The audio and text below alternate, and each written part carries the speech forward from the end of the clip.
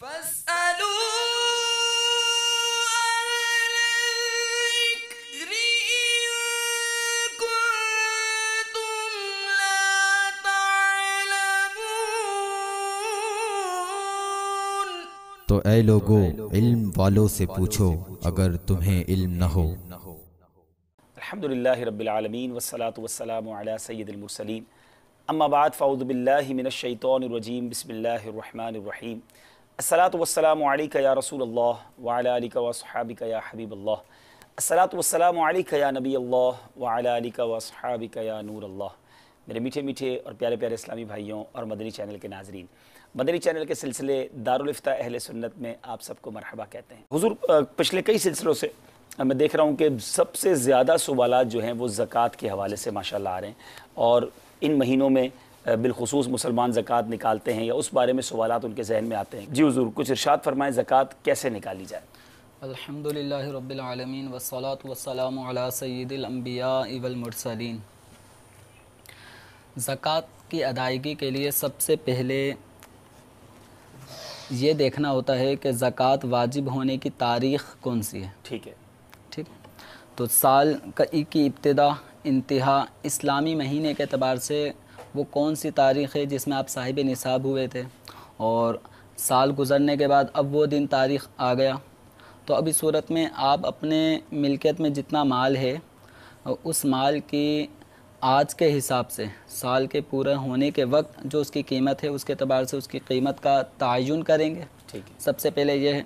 اب اس کے اندر اس فارم کے اندر دو قسم کے مال ذکر کیے گئے ہیں۔ جی، بعض وہ اموال ہیں جو قابل زکوٰۃ ہیں، یعنی جن کے اوپر زکوٰۃ لازم ہوتی ہے، ٹھیک ہے، اور بعض وہ اموال ہیں جن کے اوپر زکوٰۃ لازم نہیں ہوتی۔ ٹھیک ہے، تو اس فارم میں دونوں قسم کے اموال کی ایک لسٹ بنائی گئی ہے۔ ٹھیک ہے، مثلا جن اموال پہ زکوٰۃ لازم ہوتی ہے ان میں سب سے پہلا ہے سونا۔ ٹھیک ہے، اس میں سونا چاہے خام کی صورت میں ہو، یعنی بسکٹ کی شکل میں ہو، چاہے زیورات کی شکل میں ہو۔ ٹھیک ہے، اور دوسرا مال ہے چاندی۔ اسی طرح چاندی بسکٹ کی شکل میں ہو یا اس کے زیورات بنے ہوئے ہوں۔ تیسرا مال ہے کرنسی۔ ٹھیک ہے، اس میں ملکی غیر ملکی جو بھی کرنسی ہے اس کا موجودہ ریٹ وہ آپ نے لکھنا ہے۔ اسی طرح بینکوں میں کرنسی کے تحت بہت ساری چیزیں داخل ہو جائیں گی۔ ٹھیک ہے، مثلا ایک تو ملکی غیر ملکی کرنسی، اس کا جو موجودہ ریٹ ہے، غیر ملکی اگر کرنسی ہے تو اس کا۔ مدنی چینل کے ناظرین اس کو اسکرین پر بھی دیکھتے جائیں، ذرا اس کو مزید اگر کلوز ہو سکتا ہو تو کریں، کہ یہ دیکھیں وہ تمام باتیں جو حضرت بیان کر رہے ہیں ہمارے دارالافتاء کے عالم دین اسلام پہ، وہ یہاں سے موجود ہے، یہ اوپر سے آہستہ آہستہ نیچے لائیے گا۔ جی حضور۔ تو زکوٰۃ کے قابل زکوٰۃ اثاثوں کی مالیت، ٹھیک ہے، تو اس میں سب سے پہلے سونا ہے، ٹھیک ہے، اور سونا چاہے بسکٹ کی شکل میں ہو، خام صورت میں ہو، یا اس کے زیورات بنا لیے گئے ہوں۔ ٹھیک ہے، دوسرا مال ہے چاندی۔ ٹھیک ہے، اس کا بھی یہی معاملہ ہے کہ چاہے یہ خام صورت میں ہو، بسکٹ کی شکل میں ہو، یا زیورات بنا لیے گئے ہوں۔ ٹھیک ہے، تیسرا مال ہے کرنسی۔ ٹھیک ہے، اب یہ کرنسی ہماری موجودہ ملکی کرنسی بھی ہو سکتی ہے اور غیر ملکی کرنسی بھی لوگوں کے پاس موجود ہوتی ہے۔ تو اس اگر غیر ملکی کرنسی ہے تو اس کا وہ بھی شامل کر لیں۔ اس کا جو موجودہ ریٹ ہے ٹھیک ہے، سال کے اختتام پر، ٹھیک ہے، اس کا اعتبار کر لیں، اس کو بھی نوٹ کر لیں۔ کرنسی کے تحت کچھ اموال داخل ہوتے ہیں، جی، مثلا بینکوں میں جمع شدہ جو رقم ہوتی ہے علاوہ سود کی رقم، یہ تو پوری صدقہ کرنا ہوتی ہے ٹھیک ہے، اگر کسی نے لے لی ہو تو۔ ٹھیک ہے، لیکن سود کا علاوہ جتنی اپنی اصل رقم ہے، یا کسی کے کرنٹ اکاؤنٹ میں جو رقم موجود ہے، یا سیونگ اکاؤنٹ میں جو اس کی اپنی ذاتی رقم ہے، وہ رقم یہاں پہ اس کی مالیت کو بھی نوٹ کر لیں۔ ٹھیک ہے، پرائز بونڈ ہیں تو کتنے ہزار روپے تک کی مالیت کے ہیں تو اس کو بھی نوٹ کر لیں۔ ٹھیک ہے، پرائیویٹ فنڈ، ٹھیک ہے، اس میں جو جمع ہونے والی رقم ہوتی ہے وہ 3 قسم کی ہوتی ہے۔ ٹھیک ہے، ایک ملازم کی اپنی اصل تنخواہ سے جو رقم کٹتی ہے، ٹھیک ہے، اور جتنی کٹتی ہے اتنی کمپنی کی طرف سے اس کے اکاؤنٹ میں جمع کر لی جاتی ہے، ٹھیک ہے، یہ دوسری رقم ہو گئی۔ اور تیسری رقم یہ ہوتی ہے ان دونوں کو ملا کر پھر یہ بینک میں رکھا جاتا ہے، جی، اور اس سے حاصل ہونے والا سود۔ ٹھیک ہے، تو یہاں پر پرائیویٹ فنڈ میں پہلی 2 قسم کی جو رقمیں ہیں جو ملازم کی اپنی تنخواہ سے کٹنے والی، یا کمپنی اپنی طرف سے ڈالتی ہے، کمپنی کی طرف سے جو اس میں ایڈ کر لی جاتی ہے وہ، تو یہ دونوں رقمیں جمع شدہ کر کے اس کی تعداد یہاں پہ جمع کر لیں۔ بی سی کمیٹی، اس کو مختلف زبانوں میں جو بھی کہا جاتا ہو، تو بی سی میں جمع شدہ رقم جو ایک آدمی جمع کرا رہا ہے، تو جتنی رقم وہ جمع کروا چکا ہے اس کو بھی اس کالم میں نوٹ کر لے، اتنے روپے اس نے جمع کرا دیے۔ یہ تھی کرنسی تک۔ کرنسی کے اندر یہ ساری چیزیں شامل تھیں۔ اور چوتھا جو مال ہے قابل زکوٰۃ اموال میں سے، وہ ہے مال تجارت۔ ٹھیک ہے۔ تو مال تجارت یہ فیکٹری کے اندر مختلف حالتوں میں ہوتا ہے۔ بسا اوقات یہ خام صورت میں ہوتا ہے، کچا ہوتا ہے، ابھی بنا نہیں ہوتا، ٹھیک ہے۔ میٹیریلز کی صورت میں ہوگا، تو خام مال فیکٹری میں جو موجود ہو وہ۔ اسی طرح تیار شدہ جو مال فیکٹری یا دکان وغیرہ میں آ چکا ہے، ٹھیک ہے۔ فیکٹری والا اپنے فیکٹری کے اندر جو تیار شدہ مال ہے اس کا اب جو ریٹ ہوگا وہ یقیناً بڑھ چکا ہوگا۔ فیکٹری سے اب دکان میں مال آ جاتا ہے تو دکان میں اس کی قیمت اور بڑھ جاتی ہے، تو دکاندار اپنے حساب سے دکان میں جو اس کی قیمت ہے اس کا اعتبار کر لے۔ اسی طرح تجارتی پلاٹس، مکان یا فلیٹس، تو بس اوقات انسان تجارت کی بنیاد پہ یہ چیزیں خریدتا ہے کہ خریدتے وقت یہ نیت ہوتی ہے کہ اچھے داموں میں آ کر اس کو میں بیچوں گا، اور یہ کاروبار ہوتا ہے لوگوں کا۔ اسی طرح مالی تجارت کے ضمن میں ایک اور یہ ہے کہ کاروبار میں شراکت کے قابل زکوٰۃ اثاثہ جات۔ تو بس اوقات شراکت کے لیے لوگوں نے پیسہ لگایا ہوا ہوتا ہے، سونا چاندی دے کر یا روپے پیسے دے کر وہ شرکت کرتے ہیں، پارٹنرشپ کرتے ہیں۔ تو یہ سارے اموال، اب یہ ضروری نہیں کہ ایک شخص کی ملکیت میں یہ سارے اموال ہوں گے، جو ہو وہ لکھتا جائے، جو ہو اس کے مطابق وہ رقم لکھ لے۔ مثلا سونا اتنے لاکھ روپے کا، چاندی اتنے لاکھ روپے کی ہے، اس کی ملکی غیر ملکی کرنسی اتنے لاکھ روپے، پرائز بانڈ ہیں تو وہ اتنے کے ہیں، یہ پھر ان سب کو کیلکولیٹ کر لیں۔ ٹھیک ہے، یہ ایک طرف ہو گئی۔ ہاں، جس طرح ہم نے یہاں پر اس مثال اس پیپر کے اندر ان اثاثہ جات کی کوئی مالیت تو نہیں لکھی، لیکن ہم نے ٹوٹل کے لیے ایک فیگر لکھا ہے جیسے 5 لاکھ روپے، مثلا ان قابل زکوٰۃ اثاثہ جات کی مالیت 5 لاکھ روپے بنتی ہے۔ اب یہ ایک لسٹ میں اموال تھے، اس کی جتنی مالیت بنی آپ نے اس کو نوٹ کر لیا۔ اس کے بعد اب آ جائیں، ہم نے دوسرا کالم بنایا ہے وہ رقم جو زکوٰۃ کی رقم سے الگ کرنی ہے، ٹھیک ہے، مائنس کریں گے، مائنس کرنے جو زکوٰۃ کے اندر شامل نہیں ہوتی۔ ٹھیک ہے۔ اب مثال کے طور پہ کسی شخص نے قرضہ لیا ہوا ہے اور یہ مقروض ہے، تو اس کے اوپر کتنا قرضہ لازم ہے، یہ اتنے قرضے کی رقم یہاں پہ لکھ لے، قرضہ مائنس ہو جائے گا۔ اسی طرح مکان، دکان اور دیگر اشیاء کی واجب الادا قسطیں، مکان اس نے قسطوں پر لیا، انسٹالمنٹ پہ لیا ہے، دکان لی ہے یا دیگر کوئی چیزیں لی ہیں، تو اس کی واجب الادا قسطیں کتنی ہیں اور وہ کتنے ہزار لاکھ تک پہنچتی ہیں، ان کا فگر، ان کی تعداد یہاں پہ نوٹ کر لیں۔ اسی طرح کمیٹی کے بقایا جات یا بی سی کے بقایا جات، تو یہ اس صورت میں ہے کہ بسا اوقات ایک آدمی کے درمیان میں بی سی کھل جاتی ہے یا شروع میں ہی بی سی کھل جاتی ہے، تو اس کو رقم ٹوٹل مل جائے گی، اس کی اپنی جمع شدہ رقم بھی اس کو مل جاتی ہے اور اس کو اضافی رقم بھی مل جاتی ہے جو اس کو بعد میں ادا کرنے ہیں، تو یہ بھی قرض ہے، تو یہ بھی جو بعد میں ادا کرنی ہے کمیٹی کے بقیہ رقم، اس کو بھی یہاں پہ نوٹ کر لیں۔ اسی طرح یوٹیلیٹی بلز، بجلی گیس وغیرہ ان چیزوں کے بلز بھی اگر باقی ہیں اور سال پورا ہونے سے پہلے یہ بل آ چکے ہیں، ٹھیک، تو اس صورت میں ان کے وہ بل کی ادائیگی وہ کتنے ہزار اور کتنے لاکھ تک پہنچ چکا ہے، تو اس کو بھی یہاں پہ نوٹ کر لیں۔ اسی طرح مختلف پارٹیوں اور تجارتی پارٹیوں کی ادائیگی باقی ہوتی ہے، مال ان سے لے لیا ہوتا ہے اور ان کو پیسے دینے باقی ہوتے ہیں، تو وہ کتنے پیسے ہیں جو آپ کو دینے ہیں وہ یہاں پہ لکھ لیں۔ ملازمین کی آپ کی تنخواہ ادا کرنی ہے، فیکٹری میں آپ فیکٹری آنر ہیں، آپ کے ملازمین ہیں، تو ان کی ماہانہ تنخواہیں کتنی بن رہی ہیں جو آپ کے اوپر واجب الادا ہیں، یا آپ دکاندار ہیں، آپ کے سیلز مین کی کتنی تنخواہیں وہ یہاں پہ نوٹ کر لیں۔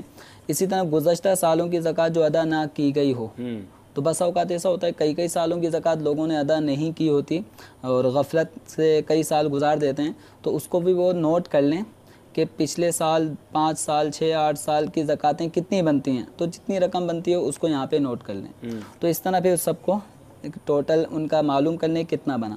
تو ہم نے یہاں پر باقاعدہ کوئی رقم نہیں لکھی، لیکن ہم نے ایک فگر لکھ لیا کہ وہ رقم جو آپ کے اوپر واجب الادا ہیں، چاہے ملازمین کی تنخواہوں کی صورت میں یا انسٹالمنٹ کی صورت میں یا دیگر ذرائع سے، تو وہ تقریباً 3 لاکھ بنتے ہیں، ٹھیک ہے، یعنی آپ کے پاس وہ اموال جو قابل زکوٰۃ تھے وہ 5 لاکھ روپے کی مالیت کے ہیں، اور جو آپ کے وہ اموال کے جو آپ کو بطور قرض جو رقم الگ کرنی ہے، جو آپ کو اوپر دین اور قرض کی صورت میں لازم ہے، وہ 3 لاکھ روپے بنے۔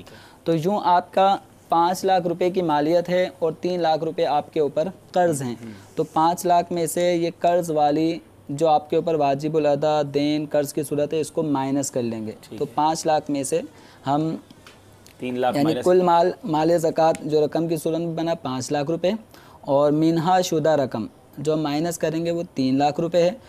तो अब जब इसको माइनस कर लिया तो हमारे पास काबिल ज़कात जो रकम बनेगी 2 लाख वो 2 लाख रुपए बनेगी। ठीक है। अब 2 लाख रुपए ये वो नेट अमाउंट हुई जिस पर हमें ज़कात अदा करनी है। ठीक है। अब चूंकि ज़कात निकालने का फार्मूला ये है कि जितनी भी रकम हो उस रकम को 40 पर आप तकसीम करेंगे। 40 पर तकसीम करने की सूरत में जो आंसर आएगा, जो जवाब आएगा, उतने रुपए ज़कात में अदा करने होंगे। तो जब हमने 2 लाख को 40 के ऊपर तकसीम किया कर दें या उसका तो 2.5% निकालने 2.5% निकालने तो ये 5,000 रुपये आया। तो गोया इस फर्जी मिसाल में 5,000 रुपये ज़कात बन रही है। ठीक है। हर बंदा इसके हिसाब से अपना हिसाब बना जी रहा है। जी। अच्छा, इसमें हुजूर आपने ये फरमाया कि जिससे पैसे लेने, जिसको पैसे देने हैं वो माइनस होंगे, तो उस तरफ हम ये नहीं लिखेंगे कि जिन जिन से हमने पैसे लेने हैं वो भी रकम लिखी जाए? हाँ, इसमें ये एक शिक यहाँ बढ़ाई जा सकती है। यानी ये काबिल ज़कात असासों की मालियत के अंदर ज़रूर नहीं है कि बस यही चीज़ें हमने नोट कर ली। ये एक आपको समझाने के लिए हमने जो मतलब दूसरा देसी अंदाज में यूँ समझ लें कि जो है या आना है वो एक तरफ कर लें और जो देना है वो दूसरी तरफ कर लें और उसको माइनस करके दूसरे के हमने चंद कॉलम छोड़े में तो उसमें आप उसमें ऐड कर सकते हैं। बिल्कुल ऐड कर सकते हैं। ठीक है। उम्मीद है कि ये बहुत अच्छे अंदाज में अब शायद क्लियर हो गया होगा कि बैलेंस शीट जिस तरह बनाई जाती है इस तरह ज़कात के लिए भी एक बैलेंस शीट बनाई जाए और हर साल बनाई जाए। वो दिन जब भी आए जो आपका निसाब का दिन था उस दिन ये कैलकुलेशन होगी और उस दिन ये ज़कात आप पर जब लागू हो जाए तो फिर तकसीम कर दीजिए। उम्मीद है कि बहुत सारों के जवाबात हो गए होंगे। कॉल्स की तरफ चलते हैं, देखते हैं हमसे इस्लाम भाई क्या पूछना चाहते हैं। सल्लू अलल हबीब सल्लल्लाहु तआला अला मुहम्मद सल्लल्लाहु अलैहि वसल्लम। अस्सलाम वालेकुम व रहमतुल्लाहि व बरकातुहू। वालेकुम अस्सलाम व रहमतुल्लाहि व बरकातुहू। अहमद अली अत्तारी कोयटा से बात कर रहा हूँ। मेरा 2 सवालात फितरे के बारे में हैं। क्या फितरा हर एक शख्स को देना चाहिए या सिर्फ साहिब निसाब पर देना वाजिब है? दूसरा मेरा सवाल है, क्या इस साल का फितरा 100 रुपये हर शख्स के लिए एक है या जो आम आटे के अलावा चक्की का अच्छा आटा इस्तेमाल करते हैं या जिनकी आमदनी ज़्यादा हो उन पर भी 100 रुपये फितरा है या वो ज़्यादा फितरा दें? अगली कॉल दीजिए। अस्सलाम वालेकुम व रहमतुल्लाहि व बरकातुहू। अस्सलाम व रहमतुल्लाहि व बरकातुहू। मैं जफर अली हिंद गुजरात से बात कर रहा हूँ। मेरा ये सवाल है, वॉशिंग मशीन में नापाक कपड़े पाक हो सकते हैं? वॉशिंग मशीन में नापाक कपड़े पाक हो सकते हैं? जी जनाब, ज़रूर जवाब देंगे। अगली कॉल देते हैं। अस्सलामु अलैकुम व रहमतुल्लाहि व बरकातुहू। वालेकुम अस्सलाम व रहमतुल्लाहि व बरकातुहू। सवाल है कि अगर नमाज पढ़ते हुए एक सजदा भूल जाए और तो उस सजदे को किस तरह अदा किया जाए और आखिर में सजदा साहब करेंगे? अस्सलामु अलैकुम व रहमतुल्लाहि व बरकातुहू। वालेकुम अस्सलाम व रहमतुल्लाहि व बरकातुहू। एक कॉल और दे दें तो फिर हम जवाब ले लेते हैं।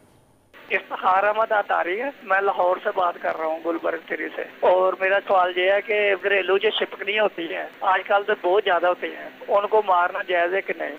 घरेलू छिपकली, जी जनाब, लिजर्ड के बारे में पूछ रहे हैं, जवाब देते हैं इंशाल्लाह।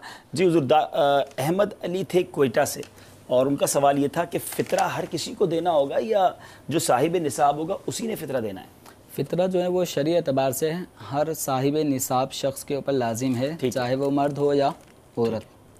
और अगर वो साहिब औलाद है, उसके बच्चे अगर बालिग हैं और वो भी साहिब निसाब हैं तो उन बच्चों को अपना अपना फ़ितरा ख़ुद देना लाजिम होगा। लेकिन अगर बाप उनको बताकर दे देता है तो उनकी तरफ से अदा हो जाएगा। और अगर बच्चे नाबालिग हैं तो इस सूरत में उन बच्चों का फ़ितरा बाप के ऊपर, जो साहिब निसाब गनी है, नाबालिग बच्चों का फ़ितरा उस बाप के ऊपर लाजिम होगा। यानी इसका मतलब ये हुआ कि जो साहिब निसाब नहीं है उसके ऊपर फ़ितरा लाजिम नहीं है, लेकिन अगर कोई देना चाहे तो कोई मना भी नहीं है। अच्छा, अब ये जो है कि जो अच्छा कमाते हैं, अच्छा खाते हैं, अच्छी चक्की का आटा खाते हैं, वो भी 100 रुपये देंगे जो नॉर्मली अनाउंस होता है, या उनको ज़्यादा देना चाहिए? देखिए, इसके अंदर गंदम की मिकदार है कि 2 किलो में 80 ग्राम कम गंदम या उसका आटा। तो अब ये है कि जो इसकी मार्केट वैल्यू चल रही है औसतन जो इसकी वैल्यू है वो देना लाजिम होता है सदका फ़ितर के अंदर। अब इसमें यह है कि कोई अच्छे किस्म का आटा खाता है, कोई लो लेवल का आटा खाता है, तो इसकी कोई तफरीक پڑھنے کو کہیں ملی نہیں ہے. ٹھیک ہے. بھائی اس میں کہ 2 کلو میں 80 گرام جو آپ کم نے جو کل آٹا ہے سلسلے میں بتایا تھا زیادہ دے جتنا گڑ ڈالے زیادہ دے تو اتنا اچھا ہے. اس میں کئی اور چیزیں بھی مثلاً جو غنی ہیں تو وہ کھجوریں دیتے ہیں کہ 1 کلو کھجور بھی اس وقت اچھے خاصی مقدار وہ میں تقریباً 4 کلو میں 160 کم گرام دینی ہے. جی تو 4 کلو میں 160 گرام کم کھجوریں یہ بنے گا. کھجور کا منقع یہ یقیناً اور زیادہ مہنگا ہو جائے گا. ٹھیک ہے. تو اس طرح جو چیزیں مہنگی سے مہنگی ہیں اس ذریعے سے بھی صدقہ فطر ادا ہو جائے گا اور کم قیمت میں بھی ادا ہو سکتا ہے. مدینہ یہ بہت اچھا ہو گیا جناب. اچھا ظفر بھائی تھے ہند گجرات سے, واشنگ مشین میں ناپاک کپڑے پاک ہو جاتے ہیں؟ واشنگ مشین میں کپڑے اگر پاک تھے اس میں ناپاک کپڑا بھی ڈالا تو اول میں تو اس ناپاک کپڑے کی وجہ سے وہ پاک کپڑے بھی ناپاک ہو گئے. سب سے پہلی تو اس کی یہ خرابی ہے. اب مسئلہ اس میں یہ ہوگا کہ پھر پاک کرنے کا جو انداز ہوگا نا, اب یہ پانی کتنا استعمال کر رہے ہیں, وہ اس ایک ناپاک کپڑے نے پوری واشنگ مشین کو بھی ناپاک کیا اور اس میں پانی اور کپڑے تھے وہ سب ناپاک ہو گئے. اب اس کے اندر یہ ہے کہ ناپاک کپڑوں پر اتنا پانی بہایا جائے کہ وہ ناپاک پانی اس کپڑوں میں سے نکل جائے. ٹھیک ہے. اب اگر کسی کو اتنا پانی بہانے کے بعد یہ گمان اور ظن غالب ہو جاتا ہے کہ وہ ناپاک پانی نکل چکا ہے, ٹھیک ہے, تو کپڑے پاک ہو جائیں گے. ٹھیک ہے.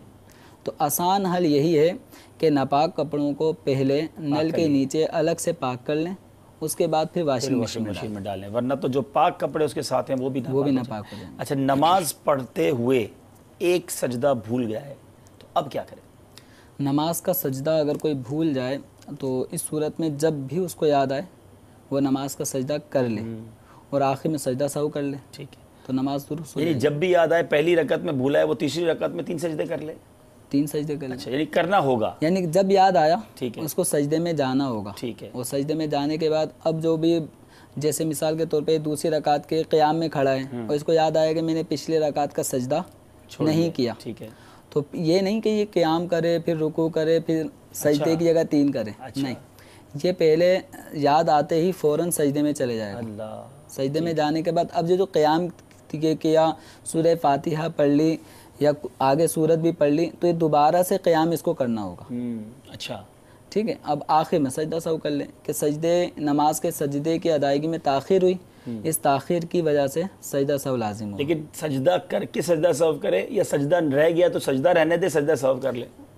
سجدہ سہو یہ کسی بھی نماز کے اندر کوئی واجب بھولے سے چھوٹ جائے نا, اس بھولے سے چھوٹنے کی بنا پہ نماز میں نقص وارد ہو جاتا ہے تو سجدہ سہو اس کی تلافی کے لیے ہے. ٹھیک ہے. اور سجدہ جو نماز کا ہے جو ہر رکعت میں فرض ہیں 2 سجدے, تو اگر ایک سجدہ بھی چھوٹ گیا تو فرض رہ گیا, اور فرض رہنے سے وہ نماز ہی نہیں ہوگی. اللہ سجدہ بھی کرنا ہوگا, پھر سجدہ سہو تاخیر ہوئی اس وجہ سے کرنا ہوگا. امید ہے کلیئر ہو گیا ہوگا ہمارے اسلام بھائی کو. یہ ایک سوال تھا, افتخار بھائی تھے مرکز الاولیاء لاہور گلبرگ سے, گھریلو چپکلی اس کو مار سکتے ہیں کہ نہیں مار سکتے؟ چھپکلیاں چاہے گھریلو ہوں یا جنگلی ہوں, ٹھیک ہے, ان کو مارا جا سکتا ہے اور ان کو مارنے پر ثواب ہے. ٹھیک ہے. جتنے وار زیادہ لگیں گے ثواب میں کمی آتی رہے گی. اچھا ایک ہی بار میں مارے گا تو ثواب زیادہ ملے گا. یہ اس کی وجہ کیا, یہ نقصان دہ ہے مسلمانوں کے لیے؟ یہ موذی جانوروں میں سے ہے, اور جو چیزیں موذی ہیں مسلمانوں کے لیے یا انسانوں کے لیے تو ان کو مارنا جائز ہے. ٹھیک ہے. امید ہے کہ یہ بھی ہمارے لیکن کسی بھی اس طرح کے جانور کو جہاں شرعاً مارنے کا اگر ہمیں اختیار دیا گیا ہے تو اذیت ناک طریقے کو اختیار کر کے مارنے کی اجازت ہوگی. یہ نہیں کہ چھپکلی کو پکڑ لیا اور اس کو کاٹ کے ٹکڑے کر کے مار رہے ہیں, یہ نہیں. ٹھیک ہے. جس قدر جلدی مارا جا سکتا ہے وہ طریقہ اختیار کیا جائے. چلیں ٹھیک ہے. اگلی کچھ کالز دے دیجئے. صلو علی الحبیب صلی اللہ تعالی علی محمد صلی اللہ علیہ وسلم. وعلیکم السلام ورحمۃ اللہ وبرکاتہ. مفتی صاحب کی برکہ میں میرا سوال یہ ہے کہ اگر زکوٰۃ دینے سے پہلے یہ نہ پتا ہو کہ جس کو زکوٰۃ دی جا رہی ہے وہ سید ہے, اور زکوٰۃ دینے کے بعد پتہ چلے تو اب کیا کیا جائے؟ برائے کرم اس کا جواب دے کر شکریہ کا موقع عطا فرمائیں. انشاءاللہ جواب سے پہلے بھی آپ شکریہ کہہ سکتے ہیں, لیکن ہم انشاءاللہ جواب دے کر بھی آپ کو شکریہ کا موقع دیں گے. اگلی کال دیجیے. میں اپنا یہ مسئلہ پوچھنا چاہتا ہوں, اگر زکوٰۃ کا انسان کا 1 سال پورا نہیں ہو گیا, اس کو اپنا ٹائم نہیں معلوم ہے اس کے پیسوں کی وجہ سے, اگر پھر بھی وہ زکوٰۃ دینا چاہتا ہے تو کیسے کیے؟ پھر بھی دینا چاہتا ہے تو کیا کرے؟ ٹھیک ہے جناب, اگلی کال دے دیجیے.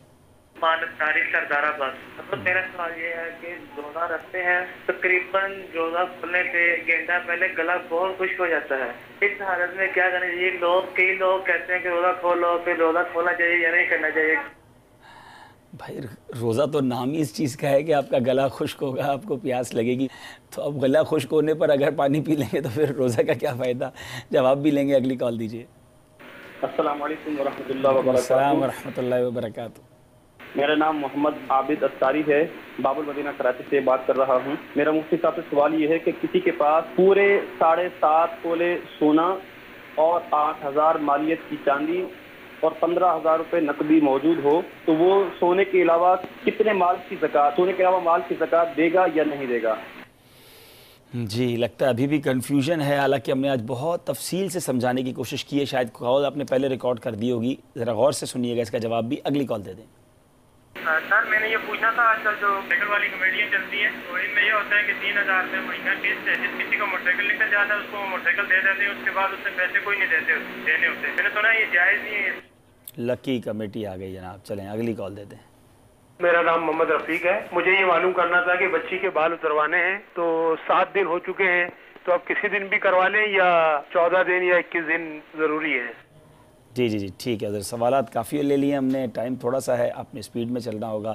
زکوٰۃ کے پہلے پتہ ہی نہیں تھا وہ سید ہے، اور پتہ چلا سید ہے، تو زکوٰۃ کا کیا ہوگا؟ زکوٰۃ دیتے وقت اگر ہم نے کسی کو شریف فقیر یعنی مستحق کے زکوٰۃ جان کر زکوٰۃ دے دی تو اور بعد میں پتہ چلا تو زکوٰۃ ادا ہو گئی، کیونکہ جس وقت ہم زکوٰۃ دے رہے ہیں اس وقت کا اعتبار ہے کہ ہم نے اس کو کبھی گمان یہی کیا کہ یہ شریف فقیر مستحق زکوٰۃ ہے تو زکوٰۃ ادا ہو جائے گی۔ اگر وہ غنی نکلا یا سید نکلے تو اس صورت میں زکوٰۃ ادا ہو گئی۔ ٹھیک ہے، زکوٰۃ کا 1 سال پورا نہیں ہوا ہے یا ٹائم ہی نہیں پتہ ہے، پھر بھی کوئی بندہ زکوٰۃ دینا چاہتا ہے تو دے سکتا ہے؟ پیش کی زکوٰۃ دی جا سکتی ہے، لیکن ان کو معلوم کرنا چاہیے کہ سال کی ابتدا کب ہوتی ہے، تاکہ اس کے مطابق ان کو چونکہ زکوٰۃ دینی ہوگی، اور زکوٰۃ کے اندر مالیت کا بھی اعتبار کیا جاتا ہے کہ سال کے اختتام پر اس تاریخ کو کیا ریٹ تھا، ان کے اوپر زکوٰۃ اس قیمت کے مطابق لازم ہوگی، تو یہ معلوم کرنا ان کو چاہیے، اس پہ ظن غالب کریں، کبھی گمان کریں، کوئی ایک تاریخ جو ان کے کبھی گمان میں آئے اس کو اپنی سال کی ابتدا قرار دے دیں۔ جی جناب، امید ہے کہ آپ پیش کی بھی زکوٰۃ دے سکتے ہیں، پیش کی ایڈوانس زکوٰۃ بھی دی جا سکتی ہے۔ عثمان اتاری سردار آباد، روزہ کھولنے سے 1 گھنٹہ پہلے حلق بڑا خشک ہو جاتا ہے، حضور کچھ بتا دیں آپ۔ کئی گھنٹے پہلے بھی خشک ہو سکتا ہے، ٹھیک ہے، تو اس میں یہ ہے کہ گلا خشک ہونے سے اس بات کی اجازت نہیں ہوگی کہ گلا تر کرنے کے لیے کوئی 1 گلاس آدھے گلاس 1 گھونٹ پانی پی لیں، اس طرح کرنے سے روزہ ٹوٹ جائے گا، بلکہ کفارے کے ساتھ ٹوٹے گا، کفارہ بھی لازم ہے، کفارہ بھی دینا پڑے گا۔ تو بالکل جناب تھوڑا سا صبر کیجئے اور کربلا والوں کی پیاس یاد کیجئے، محشر کی پیاس یاد کیجئے۔ اللہ تعالیٰ اس پیاس کی جو ہم اٹھا رہے ہیں اللہ قبول فرمائے اور ہمیں محشر کی پیاس سے محفوظ فرمائے۔ محمد عابد بھائی تھے باب المدینہ سے، پورے 7.5 تولہ سونا بھی ہے، کچھ چاندی بھی ہے، کچھ روپے بھی ہیں، تو 7.5 تولہ کی تو زکوٰۃ نکال دیں گے، باقی مال کی بھی نکالنی ہوگی۔ ان کو بقیہ جو چاندی بھی ہے اور قیمت روپے پیسے بھی ہیں، یہ سونے کے اور ان تینوں چاروں قسم کے مالوں کی ٹوٹل مالیت کا اعتبار کر کے اس کا 2.5% زکوٰۃ میں ادا کریں گے۔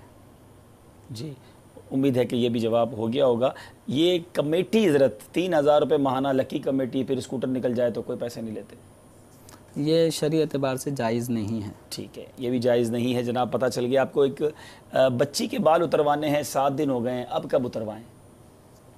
عقیقہ جو ہے نا وہ 7ویں دن یا 14ویں دن یا 21ویں دن یا عقیقہ کیا جاتا ہے، اور بال منڈوانے کا جو وقت ہے وہ 7واں دن ہے، تو 7واں دن اگر ہو گیا تو بچی کے سر کے بال مونڈ کر اس کے بالوں کے وزن کے برابر چاندی وہ چاندی دے دیں، یا چاندی کی جتنی مالیت بنتی ہے اتنے روپے صدقہ کر دیں۔ اچھا اب 7 دن ہو گئے تو اب 14 دن بات کریں اگلی بار۔ ایسا عقیقہ اگر یہ کر رہے ہیں جی، اگر 14ویں دن عقیقہ کر رہے ہیں تو عقیقے کے حساب سے 14ویں دن کر دیں۔ ٹھیک ہے، سلسلے کا وقت اختتام پذیر ہوا۔ اللہ تعالیٰ سے دعا ہے آج ہم نے جو سوالات سنے، جو علم دین سیکھا، اسے یاد رکھنے، اس پر عمل کرنے، اسے دوسروں تک پہنچانے کی توفیق عطا فرمائے۔ صلو علی الحبیب صلی اللہ تعالی علی محمد صلی اللہ علیہ وسلم۔ فاسألوا الذكر إن كنتم لا تعلمون۔ تو اے لوگو علم والوں سے پوچھو اگر تمہیں علم نہ ہو۔